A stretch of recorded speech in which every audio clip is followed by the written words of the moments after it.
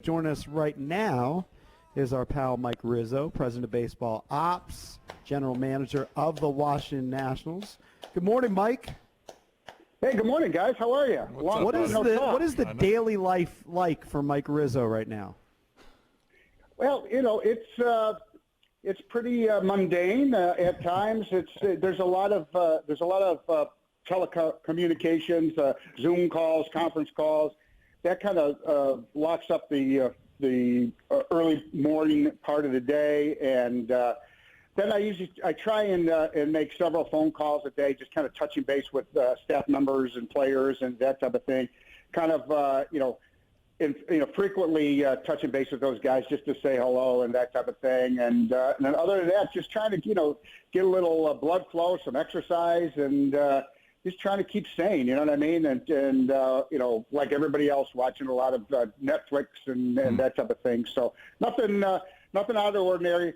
My Zoom prowess is really skyrocketed. I'm outstanding at it right now. So I learned how to use it, and we're all set, like you guys. Right. Mike, are you hunkered down in D.C.? Are you in Florida? Where are you Zooming from at this point? I've been in D.C. Once Florida, I was down there through after they closed spring training. But once the city and state closed down, they closed down the spring training facility. We came back to D.C. Can you talk about the draft and how different that's going to be and what your role is going to be there? Obviously, you're going to be, I don't know if you're going to be doing it from the park or your house or what, but how different is that going to be with only 5 rounds? It's going to be extremely different. It's going to be the most unique draft, obviously, that I've ever been in a part of, and I've been a part of a lot of them. So it's going to be different in the sense of communication and IT and that type of thing. I'm not sure exactly where I'll be for the draft. If there is a spring training and I am in spring training, I will do it from our spring training facility in Florida. It's June 10th and 11th is the draft, and if our spring training is postponed or canceled, then I will probably do it from D.C. either at my home or in at headquarters in my office in D.C. So not sure where we're going to do it yet. I do know when. I do know we're extremely prepared, and I'm very, very excited about it. So are they doing just like the NFL did? Are they going to do it the first round live in prime time and then the other 4 rounds the next day? Is that how they're doing it? Yeah, that's how they're doing it. It'll be the first round and then those first round comp picks on June 10th and then rounds 2 through 5 on the 11th. Gotcha. Well, how have you been, getting around the city? I mean, have you been going out to restaurants, curbside delivery? You live right near our buddy's restaurant, Circa, right down there in the Navy Yard. Are you doing that, or you and your wife just cooking a lot? No, we're not cooking a lot. I know that answer is easy. We're not cooking a lot. We are ordering. We're ordering a lot. She's got all the apps, the Uber Eats, and all the rest of those things. So we've been eating we've been eating fine. We've been eating great. There's a lot of great restaurants right around here in this area that we can walk to and or get it through the apps and stuff like that. So it's really interesting how the restaurant industry has kind of transformed themselves on the move and on the go to accommodate the new normal that we have right now, and it's an exciting neighborhood here, as you guys know, since your offices are right down the street, and it's crazy to figure out what the next restaurant going to pop up is going to be. Talking to Mike Rizzo, Nats GM, President of Baseball Ops. We wanted to get you on actually to talk a little bit about The Last Dance, because I saw that you commented on relating to Jerry Krause. You, of course, are a Chicago guy. You can talk about your memories of the Jordan era and then what you made of the series. I'm assuming you watched it, and Jerry Krause's role. Yeah, I thought the series was outstanding. It brought back a lot of great memories. I was at the age that I was in the middle of that stuff in my late 20s and early 30s through that stuff. It was unbelievable. Jordan has been my favorite athlete in the world since he came to Chicago, and I just have a great respect for obviously his talent level, but his leadership and his willing to do whatever it takes to win, and his drive and competitiveness is as good as anybody's I've ever been around and ever seen, and I think that separates him from just about the rest of the athletic world. But what did you think of the Krause role as part of it, the general manager? Well, Krause had he had a difficult job. It was surrounding Jordan with a cast that could win championships, and I thought he did a great job of that. Now the way he handled some of the situations, I didn't understand a lot of the decisions that they made about why do you even if you've made a decision about the coach not coming back before the season starts, why do you make it public? Why do you tell people if he goes 82-0, you're still gonna get replaced? I just don't understand the communication aspect of that, and I don't know if it was a motivating factor for in his mind that they thought that if they thought it was the last dance, he'd get more out of them. Or if it was an ego thing, I'm not sure what his motivations were. I know Jerry. I know him well. He was a baseball scout for a long time, and I've been at baseball games with him, and he seems like a caring guy who wants to win also. But some of the forms of communication and the way he delivered messages didn't make a lot of sense to me. I'd never want, as you guys know, to lead or make statements and decisions through the media. If I have a problem with our coaches or managers or players, we go into an office or a room and we take care of it behind closed doors. And I think that is what gives you, as a leader of the organization, the respect it takes to make those decisions. Because let's face it, general managers, basketball, football, baseball, our job is oftentimes to give players bad news, and it's, I think, the delivery and the trust factor and the respect factor that is built up with those relationships that allows you to deliver those messages and still have harmony in the franchise and in the clubhouse.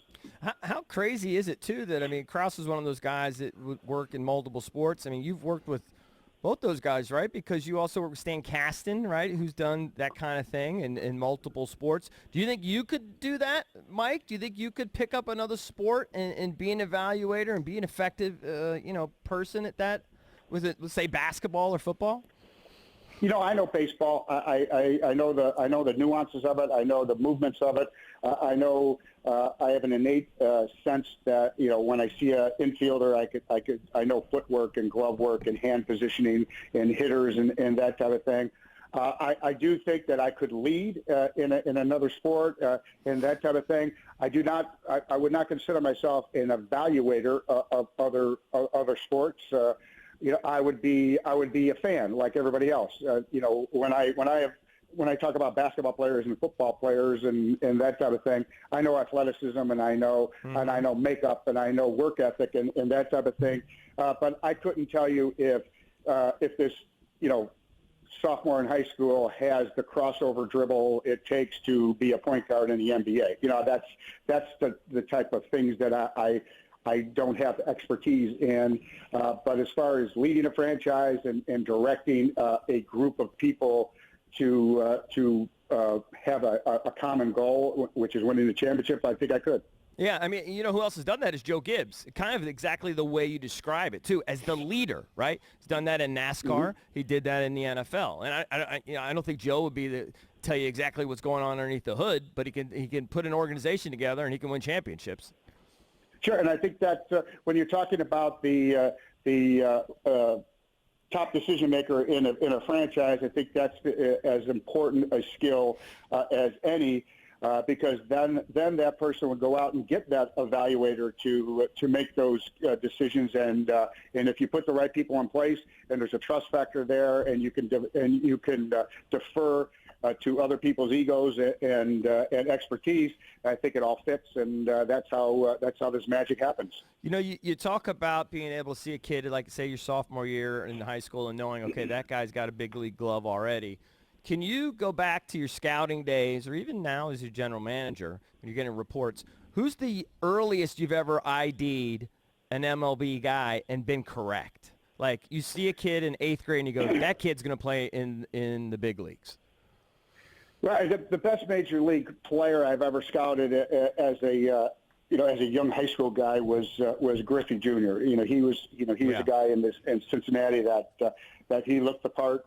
The first time I ever saw him, I think he was in the summer of his junior year, going into his senior year, was the first time I laid eyes on him, and you could see right away that that it didn't take Branch Rickey to figure Ken Griffey Jr. out.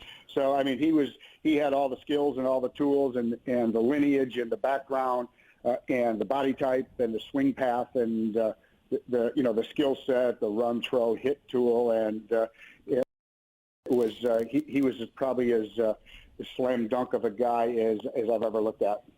Joined by Mike Rizzo, GM of the Washington Nationals. The Nats announced on Tuesday something pretty cool, holding a virtual ring ceremony coming up on Sunday. Talk about the details of that. You guys are pioneers in this. It's never been done before. Yeah, I think it's going to be cool.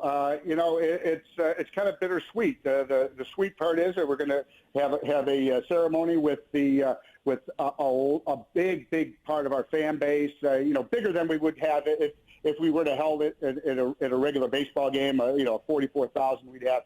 I think we're going to have we could have 1 million people watching this thing and be involved in a ring ceremony, which I think is really, really cool. The bitter part of it is that we don't have that we're going through this pandemic type of thing. But I think this thing is good for not only the morale of the team. They get to see these beautiful rings, and we get to celebrate it one more time. But I think it's good for the mindset and the morale of the community, and it just gives us one more thing to celebrate and to have a little fun on a night in the end of May. So it's also a important date in Nationals lore. This is the date where we were at our most bottom. We bottomed out at this on this date a year ago, and from the 24th on, we were the best team in baseball and the world champs. So it's an important day in context of the 2019 season.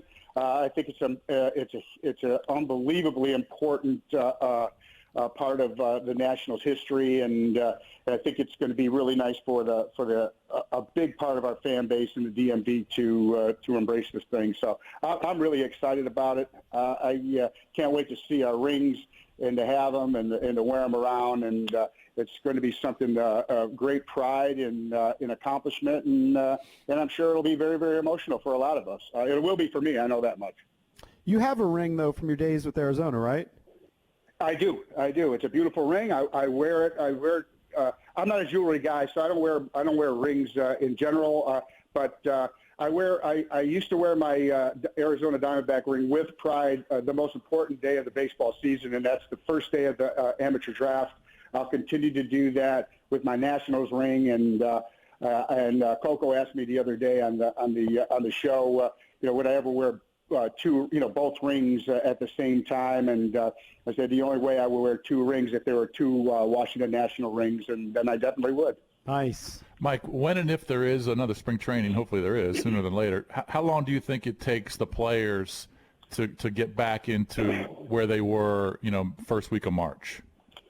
Well, we have not ceased to train for spring training. We have, like I said, we have a major league coaches and manager staff call weekly. We have the position player coaches are in contact with the pitchers, with the pitching coach, the hitters, the hitting coach, the infield coaches, the outfield coaches, the catching coaches. So we're in constant contact. These guys are staying in good shape. We don't want them peaking to getting ready too early in case there's a delay in spring training or there is no spring training. But we want them to be on the fringes of being ready, prepared to go to spring training. And we think in 3 weeks or so, give or take, that they could be in full swing for any type of real competition when the season starts. Gotcha. And are any of the hitters, are they seeing live pitching anywhere? Or are they just hitting off tees? No, I think these guys got a lot of different different setups. There's some guys seeing some live pitching. If you're lucky enough to have a pitcher that can challenge you a little bit, that lives around you and that type of thing. Same thing with the pitchers. If you're lucky enough to have a person that could handle a Max Scherzer or a Steven Strasburg, around you, that you could do it. We've got a lot of guys doing a lot of ingenuity to figure out ways to stay prepared for the season, and it's somebody should do a documentary on the different types of setups that these guys have, and it's really remarkable. Guys buying portable mounds so they could throw off in their backyards, and buying batting cages and pitching machines and curveball machines and that type of things to ready themselves in a very unique situation. Mike, they could have just hired EB. I think he tried to build a pitcher's mound in his front yard, and his parents got very upset at him back in the day. I killed the bush. They were very mad. Killed the bush, killed the grass. Yep. Yeah, did all that. Got in trouble. We always had two bare spots in the front yard, in the city lot. So we had the bare spot where the pitcher pitched, and where the right-handed hitter hit.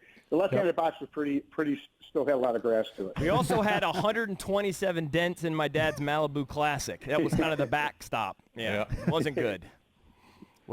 Thank you, Mike. Appreciate it, buddy.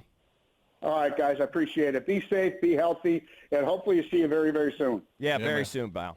Thank you, man. Thanks, Mike.